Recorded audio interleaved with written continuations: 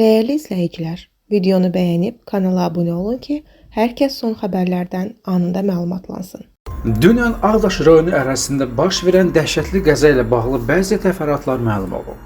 Xəbər verilir ki, hadisə dünən səhər saat 6 radələrində Bakı-Qazax avtomobil yolunun Ağdaş rayonu ərazisindən keçən hissəsində baş verib. Belə ki, qəza zamanı yolda hərəkətdə olan KAMAZ və Qazel markalı yük avtomobilləri toqquşub.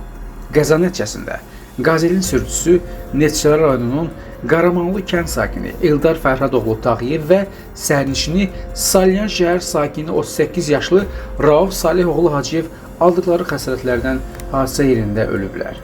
Məlumata görə, Qazel markalı yük avtomobilində diri balıq daşınırmış. Ölənlərdən biri Rauf Hacıyev 3 uşaq atası olub. Eldar Tağıyevin isə Vətən müharibəsi iştirakçısı olduğu bildirilir.